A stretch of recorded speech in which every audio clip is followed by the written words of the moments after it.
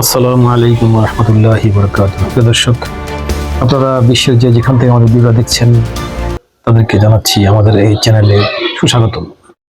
বরাবরের মতো আজও আপনারা যত অত্যন্ত অল্প সময়ের মধ্যে বিশ্বের গুরুত্বপূর্ণ খবরগুলি আপনাদের নখদর্পণে চলে আসে, সেজন্য আজকে আমাদের এই প্রোগ্রাম পরিবেশনা। দর্শক, শুরুতেই বলে রাখি আমাদের এখানে কিন্তু বিদ্যুৎ নেই। তো বিদ্যুৎ ছাড়াও আমি আপনাদের জন্য আমাদের এই পরিবেশনটা রেকর্ড করছি। আমরা বিশেষ করে লাইভ করতে পারছি না। তো আপনাদের কাছে আমাদের বিশেষ অনুরোধ, আপনারা চ্যানেলটি সাবস্ক্রাইব করবেন, আরো যেন বেশি বেশি মানুষের কাছে তথ্যগুলি চলে যায় দ্রুত। তাদের জন্য আপনারা আমাদেরকে সহযোগিতা করবেন। আপনাদের সহযোগিতায় আমাদের চ্যানেলটি আসলে উত্তরোত্তর বেশি জনপ্রিয়তা লাভ করবে, সে আশা ব্যক্ত করে শুরু করছি আর সময় নষ্ট না করে। দর্শক, আজকে আমেরিকার কিন্তু একটা বিশেষ শিক্ষা হয়ে গেছে। তার আগে একটা কথা বলে রাখি, আপনারা জানেন যে গত পর্বে আমি বলেছিলাম ইরানের সাথে আমেরিকার, অর্থাৎ ইরান এবং আমেরিকার মধ্যে যে একটা দূরত্ব অনেকটা কাছাকাছি চলে এসেছিল, চুক্তির জাস্ট অনেকটা কাছাকাছি চলে এসেছে বলে আমরা ডোনাল্ড ট্রাম্পের যে উক্তি এবং পাকিস্তানের সেনাপ্রধান পারভেজ মোশাররফের যে হালকা পাতলা ব্রিফিংস, সেখান থেকে আমরা বুঝতে পেরেছি এবং সে অনুযায়ী আপনাদেরকে আমরা পরিবেশনটা করেছিলাম। কিন্তু আজ টোটালি ভিন্ন দিকে মোড় নিয়েছে ইরান এবং আমেরিকার পরিস্থিতি। দর্শক, আপনারা ইতিমধ্যে জানান যে প্রায় আজ থেকে 3 দিন আগে ডোনাল্ড ট্রাম্পের সাথে নেতা কাকুর ফোন আলাপ হয়েছিল। সেই ফোন আলাপে ডোনাল্ড ট্রাম্পের সাথে নেতা কাকুর কিন্তু প্রচন্ড ঝগড়া হয়েছিল এবং ডোনাল্ড ট্রাম্প এক পর্যায়ে নেতা কাকুর ধমক দিয়েছেন এবং এরপর তিনি নেতা কাকুর সাথে যোগাযোগ না করে ইরানি কর্তৃপক্ষের সাথে পাকিস্তানের মাধ্যমে যোগাযোগ করেছেন, রিসেপ তাইয়িব এরদোয়ানের মাধ্যমে যোগাযোগ করেছেন এবং সৌদি আরবের প্রিন্সের মাধ্যমে যোগাযোগ করেছেন, তো কাতারের মাধ্যমে যোগাযোগ করেছেন সব। এবং এভাবে যোগাযোগের প্রেক্ষিতে ইরানও অনেকটা এগিয়ে আসে এবং প্রায় চুক্তির প্রাথমিক পর্যায়ে চলে যায় দুই রাষ্ট্র। এবং এই বিষয়টাকে কিন্তু নেতা কাকু মেনে নিতে পারেননি, অর্থাৎ নেতা কাকু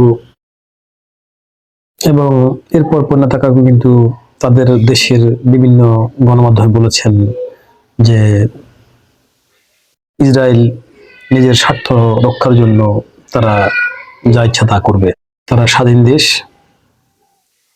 তারা কোনো দেশের চাপিয়ে দেওয়া কোনো কথা মানতে হবে ধরনের কোনো বাধ্যবাধকতা নেই। অর্থাৎ তারা মার্কিন যুক্তরাষ্ট্রের পক্ষ থেকে যদি কোনো চুক্তি করা হয় ইরানের সাথে, সেই চুক্তিতে ইরান যে শর্ত দিয়েছে বিভিন্ন ফ্রন্টে, অর্থাৎ সবগুলি ফ্রন্টে যুদ্ধ বন্ধ করতে হবে, সেটা মানতে নারাজ কিন্তু নেতা কাকু। আর সেই জন্য তিনি বলে রেখেছেন যে তিনি যখন মনে করবেন তাদের কোনো নিরাপত্তা এবং স্বাস্থ্য সংশ্লিষ্ট বিষয়ে কোনো ব্যবস্থা নেওয়ার প্রয়োজন আছে, তখনই কিন্তু তিনি সেখানে তার অভিযান চালাবেন এবং তিনি সেখানে কোন রাষ্ট্র কার সাথে কি চুক্তি করলো সে বিষয়ে তার কিছু যায় আসে না।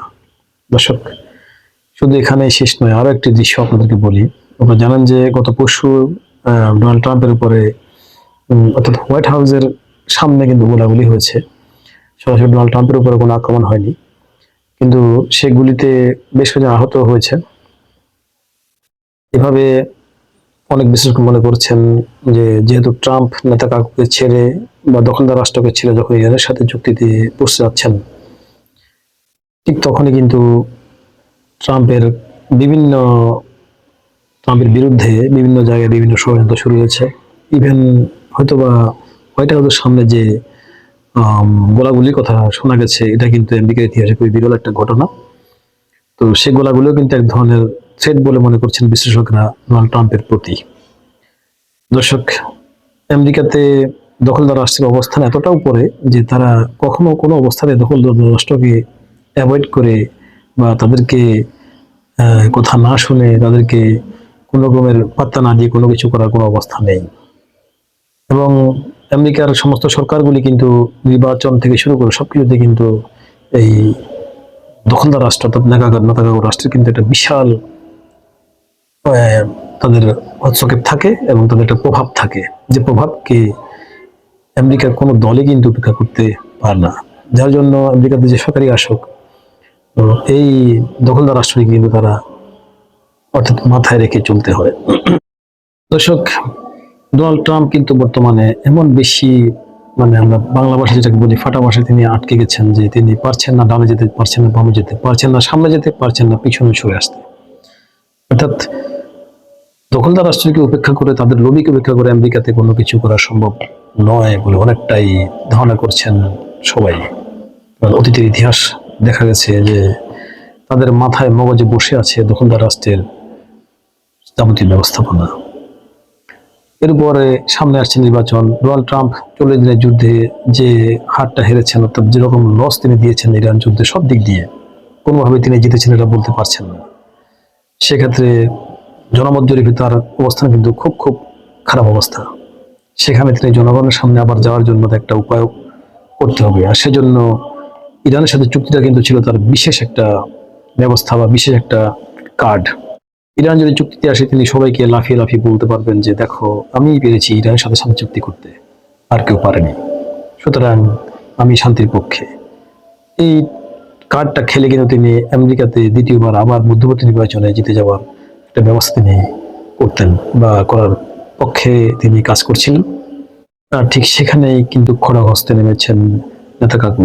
তিনি অলরেডি ট্রাম্পের এই সিদ্ধান্ত সম্মত চুক্তি যাতে করতে না পারে যাবতীয় ব্যবস্থা তিনি শুরু করেছেন আমেরিকাতে এবং মধ্যপ্রাচ্যে সহ সব কয়টি ফ্রন্টে। নেতাকাকু তার বিশেষ করে তার কুচক্রি ব্যবস্থাপনা তিনি শুরু করেছেন। ইতিমধ্যে আপনারা জানেন যে আজকে ইরানে আমেরিকার MQ-9 ড্রোন সহ বেশ কয়েকটি ড্রোন কিন্তু ইরান গায়েব করে ফেলে আকাশ থেকে। যে ড্রোনগুলি কিন্তু আমেরিকার পক্ষ থেকে পাঠানো হয়েছিল ইরানের আকাশ সীমায় ইরানের গোয়েন্দাগিরি করার জন্য। বৃহৎ যুদ্ধে নামার আগে ইরানের অবস্থাকে, সে পরিস্থিতিটাকে তারা হিসেব নিকেশ করার জন্য, পরিস্থিতি বোঝার জন্য ইরানে যে ড্রোনগুলি পাঠিয়েছেন তার ওই বহরের প্রায় 1/5 ড্রোনে কিন্তু গায়েব করে দিয়েছে ইরান। এটাই হচ্ছে একটা বিশাল বিষয়। দর্শক, মাগরিব আযান দিচ্ছি, আমি খুব তাড়াতাড়ি আপনাদের জন্য এই প্রোগ্রামটা শেষ করছি। অর্থাৎ মূল কথা হলো, চুক্তিতে আসার কথা বলে আমেরিকা বা ড্রোন পাঠালো কেন? তার মানে হচ্ছে আমেরিকা বা ডোনাল্ড ট্রাম্প নেতানিয়াহুকে অ্যাভয়েড করে বা নেতানিয়াহুর সাথে সম্পর্ক ছিন্ন করে ইরানের সাথে যে চুক্তির জন্য এগিয়ে গেছিলেন, সেখানে কিন্তু খড়গ হস্তে নেমেছেন নেতানিয়াহু। এবং তিনি মার্কিনে অবস্থান থাকা ইসরায়েলের সমস্ত লবিগুলোকে তিনি কাজে লাগিয়েছেন এবং যে দিক দিয়ে পারছে সেদিক দিয়ে কিন্তু পুরো মার্কিন ডিপ স্টেট সহ সবকিছু কন্ট্রোল করার জন্য তারা উঠে পড়ে লেগেছেন। আর এরই কিন্তু একটা রেজাল্ট হচ্ছে তুলসী গেবার্ড, যিনি আমেরিকার গোয়েন্দা সংস্থার প্রধান, তিনি কিন্তু পদত্যাগ করেছেন আজ 3 দিন হলো। তো এই পদত্যাগ কিন্তু সাধারণ কোনো পদত্যাগ নয়, আর তুলসী গেবার্ড যেন লোক নয়। তিনি এমন একটা লোক যিনি আমেরিকার এই সরকার এবং রাজনীতিতে যথেষ্ট তার প্রভাব আছে। তুলসী গেবার্ড পদত্যাগ করেছেন এবং মার্কিন প্রেসিডেন্টের অর্থাৎ হোয়াইট হাউসের সামনে সেখানে গোলাগুলি হয়েছে ইত্যাদি সহ বিভিন্ন প্রকার সেখানে শুরু হয়েছে ডোনাল্ড ট্রাম্পের বিরুদ্ধে বিভিন্ন রকমের ষড়যন্ত্র। আর এর প্রেক্ষিতে ডোনাল্ড ট্রাম্প কিন্তু গতকাল রাত থেকে তিনি চুক্তির বিষয়ে অনেক কড়া কড়া কথা বলছেন এবং তিনি বলেছেন যে ইরানের বিরুদ্ধে তিনি যে ব্যবস্থা নেবেন সে বিষয়ে তার সম্পূর্ণ প্রস্তুতি রয়েছে এবং ইরান যদি তাদের শর্ত মেনে না নেয় তাহলে ইরানের বিরুদ্ধে ইরান যে পরিমাণ ক্ষতিগ্রস্ত হবে সেটা তারা কখনো কল্পনা করেনি। ইরানের পক্ষ থেকে কিন্তু খুব মারাত্মক জবাব এসেছে ডোনাল্ড ট্রাম্পের প্রস্তাব, এই সমস্ত কথাবার্তার প্রেক্ষিতে। সেই প্রেক্ষিতে ডোনাল্ড ট্রাম্পের যে আজকে যে ব্যবস্থাপনা, অর্থাৎ ইরানের যে ড্রোন দিয়ে তারা যে প্রাইমারি টেস্ট করছিল, সেখানে কিন্তু ইরান এমন জাল বসিয়েছে, এমন টেকনোলজি খাটিয়েছে যে আসলে কি টেকনোলজি খাটিয়েছে সেটা আমেরিকা নিজেও জানে না। এটাই কিন্তু মূল ভয়। দর্শক, আর কথা না বাড়িয়ে আমি শেষ একটা কথা বলতে চাই। আমেরিকা আসলে 1 পা আগাচ্ছে আবার 2 পা পেছাচ্ছে। এর কারণ হচ্ছে আমেরিকা কিন্তু ইরানের যে প্রযুক্তিগুলি এখন বর্তমানে ব্যবহার করছে বা করবে সে বিষয়ে আমেরিকার কাছে তেমন কোনো তথ্য নেই। বরং আমেরিকা যে সমস্ত প্রযুক্তি দিয়ে যুদ্ধ করছে সেই প্রযুক্তিগুলি কিন্তু ইরানের কাছে ধরাশায়ী হয়ে গেছে। আপনারা জানেন যে এর আগে আমেরিকার অনেকগুলি ড্রোন এবং অনেকগুলি যুদ্ধ বিমান যেগুলি রাডার ফাঁকি দিতে সক্ষম, সেগুলি ইরান নামিয়ে অলরেডি তাদেরকে ল্যাব টেস্ট করে ফেলেছে এবং বিভিন্ন ধরনের পরীক্ষা নিরীক্ষা করে চুল চেরা বিশ্লেষণ করে তারা তার অ্যান্টি কোনো ব্যবস্থা হয়তো ইরান তৈরি করে ফেলেছে, যার কারণে আমেরিকার সমস্ত সমরাস্ত্রই আকাশে আসুক বা পানির নিচে আসুক সবগুলো কিন্তু ইরানের রাডারে তারা তারা ডিসিগনেট করতে পারছে এবং তার বিরুদ্ধে ব্যবস্থা নিতে পারছে। দর্শক, যুদ্ধ এখন পেশি শক্তিতে নেই, বর্তমান যুগে যুদ্ধ কিন্তু হয় প্রযুক্তিতে, টেকনোলজিতে। আর আমেরিকা মনে হচ্ছে ইরানের কাছে সেখানেই ধরা খেয়ে গেছে। দর্শক, আপনারা কি মনে করেন এই বিষয়ে আপনাদের মন্তব্য জানান। আর সামনের দিনগুলি হয়তো বা আরো ভয়ঙ্কর হতে পারে। আপনাদের বিশেষ মন্তব্যগুলি আমাদের জন্য খুবই গুরুত্বপূর্ণ। আবার অনুরোধ করছি, আমাদের এই তথ্যগুলি দ্রুত সবার কাছে ছড়ার জন্য আপনারা আমাদের চ্যানেলটি সাবস্ক্রাইব করবেন। আশা করছি সবাই ভালো আছেন এবং ভালো থাকবেন। ধন্যবাদ।